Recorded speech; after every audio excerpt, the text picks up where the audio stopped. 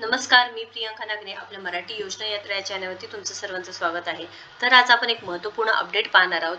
अत्यंत महत्त्वाची अपडेट आहे, कारण सामाजिक न्याय व विशेष सहाय्य विभाग महाराष्ट्र शासन अंतर्गत हा जो नवीन GR आलेला आहे तो कोणासाठी आलेला आहे शासन निर्णय तुम्ही पाहू शकता. इथे संजय गांधी निराधार अनुदान योजना असो किंवा ज्या निराधार वेगवेगळ्या योजना आहेत त्या संदर्भात माहिती आली आहे. या संदर्भात काय माहिती आहे आपण पूर्ण या व्हिडिओच्या माध्यमातून पाहणार आहोत, त्यामुळे शेवटपर्यंत व्हिडिओ नक्कीच बघा. तर 11 एप्रिल 2025 रोजी हा GR आलेला आहे.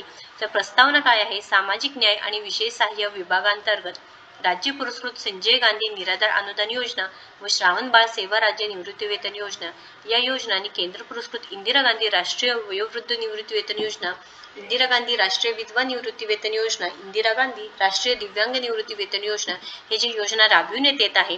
डिसेंबर 2024 पासून राज्य पुरस्कृत योजनांचा पात्र लाभार्थ्यांना अर्थसहाय्याचे वितरण म्हणजेच DBT direct benefit transfer portal मार्फत करण्यात येत आहे. त्यानुसार राज्य पुरस्कृत व केंद्र पुरस्कृत योजनेचे मार्च 2025 पर्यंत अर्थसहाय्य DBT द्वारे थेट लाभार्थ्यांच्या खात्यात जमा करण्यात आले आहेत. तर हे जे पैसे आहेत म्हणजे डिसेंबर 2024 पासून जे योजनेचे पात्र लाभार्थी आहेत त्यांच्यासाठी अत्यंत महत्त्वाची अपडेट आहे. त्यांनी केंद्र पुरस्कृत योजनांचे पैसे डिसेंबर 2024 पासून ते मार्च 2025 पर्यंतचे DBT द्वारे थेट लाभार्थ्यांच्या खात्यामध्ये जमा करण्यात आले आहे असे सांगितले आहे. त्यामुळे तुमचे बँक खाते एकदा तपासून करून घ्यायचे आहे, कारण तुमचे जर इथे DBT तुम्ही जर करून घेतली असेल तर तुमच्या बँक खात्यामध्ये हे डिसेंबर पासून ते मार्च पर्यंतचे पैसे थेट DBT मार्फत येणार आहेत.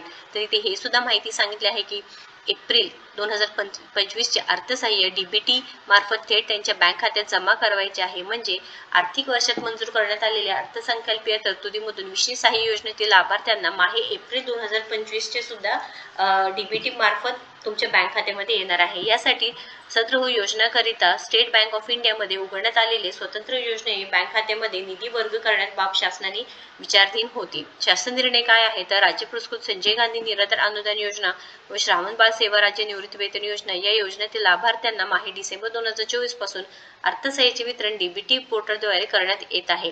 तर महत्त्वपूर्ण अपडेट आहे.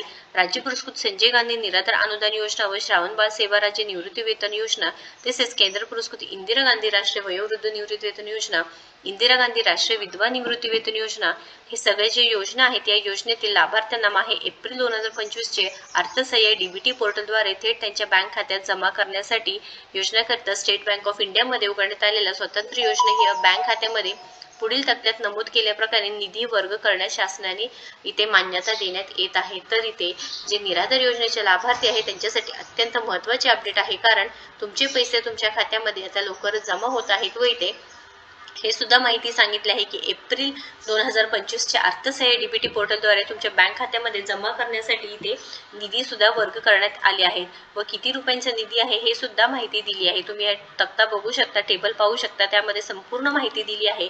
त्यामुळे तुम्हाला तुमचे पैसे तुमच्या बँक खात्यामध्ये जमा होणार आहे. त्यामुळे शासनाने हा सुद्धा निर्णय घेतला होता की DBT करून घेण्यासाठी व कोणी कोणी इथे DBT करून घेतले आहेत, पैसे जमा झाले आहेत, नक्कीच कमेंट बॉक्समध्ये सांगा. महत्त्वपूर्ण अपडेट आहे, आनंदाची बातमी आहे. त्यामुळे नक्कीच या व्हिडिओला जास्तीत जास्त शेअर करा.